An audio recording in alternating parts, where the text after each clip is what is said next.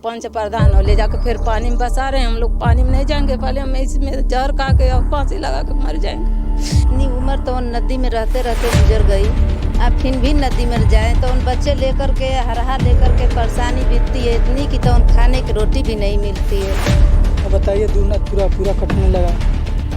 कटने के बाद में अब इतना परेशानियाँ कि अब क्या बताया जाए। शासन भी हम लोग के कुछ भी नहीं किया शासन।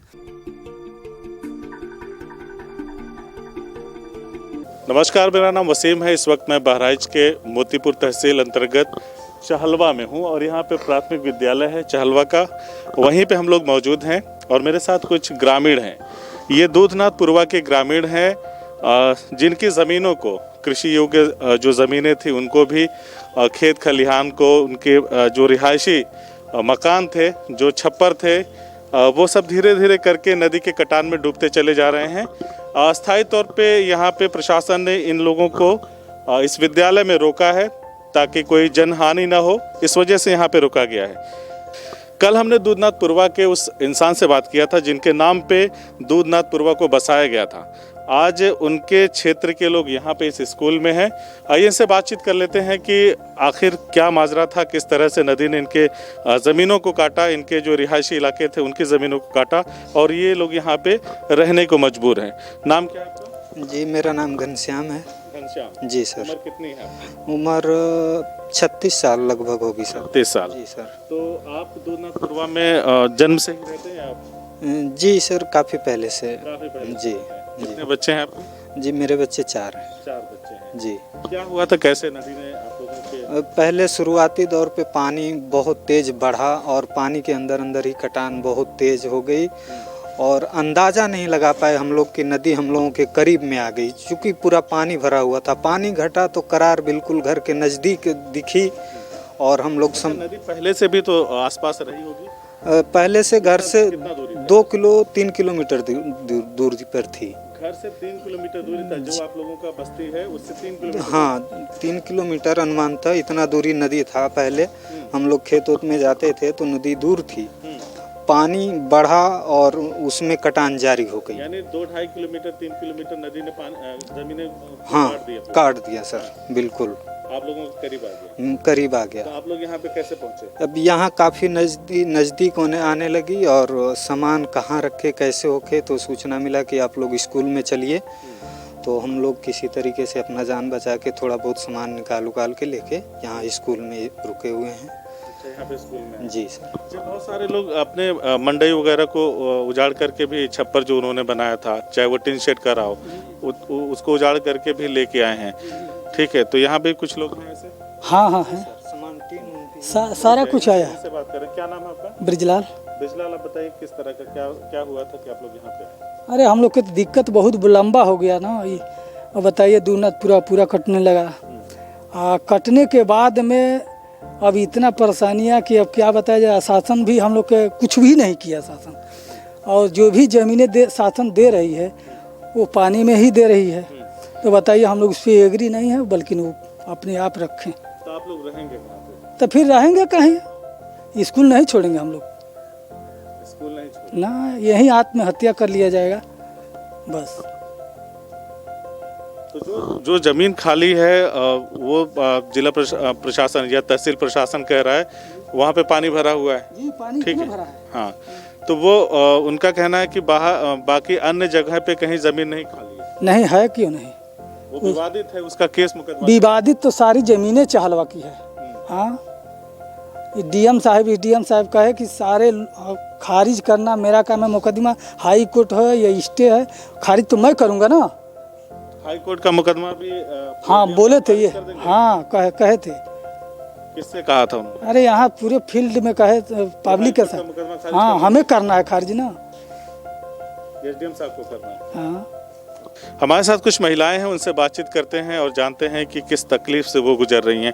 यहाँ पे कैसे आप लोग रह रहे हैं, कितने परिवार हैं? हम लोग, हमारे 6 बच्चे हैं। हम लोग दोनों पत्नी हैं और हम लोग पति पत्नी और 6 बच्चे हैं। हाँ। कुल मिला के कितने, बाकी अन्य लोगों को भी मिला के कितने लोग होंगे? अरे यहाँ पर वहाँ 100-150 घर है। नहीं, यहाँ पे मौके पर 40 40 लोग रहे हैं। हाँ। तो यहाँ पे क्या किस तरह से आप लोग खाना कैसे खा रहे हैं? हम लोग खाना अपने बना रहे हैं, खा रहे हैं। कोटा वाला चावल मिला था वही खा रहे हैं। और नदी में से आए हैं, नदी में फिर आबादी दे रहे हैं सर जी, तो हम लोग कैसे रहें?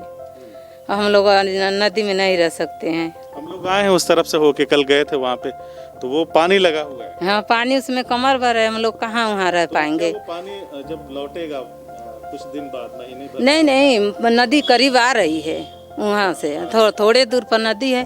और अब किए सालों कट जाएगा।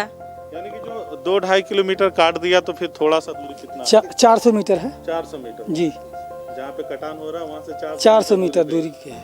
तो अगर 2-2.5 किलोमीटर कट गया तो 400 मीटर कुछ भी मायने नहीं रखता है सर। वो थोड़ी ही दिनों में वहाँ तक आ सकती है नदी का कोई। के लिए अगर कोई प्रॉपर व्यवस्था, वो जो कटेगी तो हफ्ते दिन में आ जाएगी वो। हाँ, 500 मीटर कोई दूरी नहीं है, क्योंकि जब 1.5 किलोमीटर काट कर नज़दीक आ गया है तो 500 मीटर काटना कोई भारी बात नहीं है। आप भी वहीं पे जन्म से रहते हाँ, वहीं जन्म से रहते हैं जी। क्या नाम है आपका? हमारा राजबरी नाम है। कितने बच्चे हैं? 6 बच्चे हैं। 6 बच्चे। हाँ, तो अब आप लोग क्या करेंगे आखिर? अब क्या करेंगे, शासन हमको रखी है। अब शासन उपार्जन के लिए, जैसे कमाने खाने के लिए कोई व्यवस्था नहीं है, कोई व्यवस्था नहीं। सरकार की तरफ से क्या क्या सुविधाएं? सरकार की तरफ से 10 किलो राशन मिला था, वही चल रहा है। बाकी ख़त्म भी हो चुका है, बच्चे भी भूखे मर रहे हैं। खत्म हो गया। पहले मिला था? वो हो गया, आज 8 दिन हो गया। 8 दिन पहले जी 10 किलो राशन? हाँ, 10 किलो में मिला था। वो भी गांव से मांग कर हम लोग खा रहे हैं जी। अब शासन इस पर तैयार नहीं हो रही कि कहाँ देना है नहीं देना है, इस पर कोई व्यवस्था नहीं कर रही है। प्रशासन कोई व्यवस्था नहीं? कोई नहीं करती है। क्या कह रही थी आप? अरे रात में करीब नदी आ गई, रात कैसे अपने जान लेके भागे हैं। थोड़ा बहुत सामान लेकर छान छपरा सब बह गया नदी में। रात नदी पूरा पानी भर के तरे काट के और घर के पास आ गई। हाँ, घर खेती सब कट गया, कुछ नहीं बचा है हम लोग के। और यहाँ के पंच प्रधान ले जाके फिर पानी में बसा रहे हैं। हम लोग पानी में नहीं जाएंगे, पहले हम इसमें जहर खा के और फांसी लगा के मर जाएंगे। तो सरकार के घर में जमीन नहीं है तो हम नहीं जाएंगे। कौन 6 बच्चे लेके फिर पानी में जाए, फिर हम लोग को वही दशा हो गया। क्या फायदा हम लोग के जाने से? हम लोग नहीं जाएंगे। कोरोना है, मान लीजिए स्कूल में परेशानी में आप लोग हैं तो स्कूल में आप लोगों को रोका गया है। हाँ। स्कूल बंद है, कोरोना जाएगा, बीमारी जब खत्म होगी या कुछ कम होगा तो फिर स्कूल भी चलेंगे। तब तक हो सकता है पानी भी चला जाए, तो फिर आप लोग जाएंगे वहाँ? नहीं जाएंगे, करीब नदी आ गई, हम लोग नहीं जाएंगे। नदी करीब आ गई? हाँ, नहीं जाएंगे हम लोग। कैसे तो जाएंगे भाई साहब? इतनी उम्र तो नदी में रहते रहते गुजर गई। अब फिर भी नदी में जाएं तो उन बच्चे लेकर के हरहा लेकर के परेशानी बीतती है इतनी कि तो उन खाने की रोटी भी नहीं मिलती है। तो कैसे तो वहाँ रह सकते हैं हम लोग? तो नहीं, यहाँ पर राशन 10 किलो आलू मिला था, 1 किलो दाल मिला था, 1 किलो चना मिला था, 10 किलो चावल, 10 किलो आटा, 10 किलो तो आज जिसको कम परिवार है उसको तो चल ही करेगा, जिसको ज़्यादा परिवार है वो कहाँ चलाएगा इतना दिन तक। 6 बच्चे हमारे पास हैं। आपका क्या नाम है? थोड़ा सा आरती। आरती नाम है। अच्छा, आप कितने बच्चे हैं? अरे बच्चे तो हमारे हैं 12 ठो, लेकिन 4 ठो शादी हो गया अभी न, और हैं सब। अच्छा, अब सारे लोगों की यही मुश्किल है, परेशान है, जिनका परिवार बड़ा है उनको थोड़ा सा दिक्कत हो रहा है। जो प्रशासन ने यहाँ पे राशन मुहैया कराया था, बाकी जो लोग हैं छोटे परिवार वाले तो उनका तो गुजारा जैसे तैसे चल ही रहा है। महिलाएं भी कह रही हैं कि हम लोग नहीं जाएंगे यहाँ से, और वहाँ पे वो पानी वाला क्षेत्र है, नदी करीब आ गई है, 400 मीटर है जी। वो महिलाएं कह रही है क्या, सारे लोग कह रहे हैं यही बात कि हम लोग वहाँ जाइए ही नहीं करेंगे। हाँ, वहाँ जाने से क्या, पानी में से आए हैं फिर पानी में बैठा दें, वहाँ से 400 मीटर दूरी की है तो कटने में क्या दिक्कत है? कोई संभावना है कि नहीं बच जाएगा? बचने वाला कोई ठिकाना नहीं। आज भी बाढ़ आई है, आप खुदे आए थे वो उसी रास्ते से तो देखे थे कितना पानी उसमें है।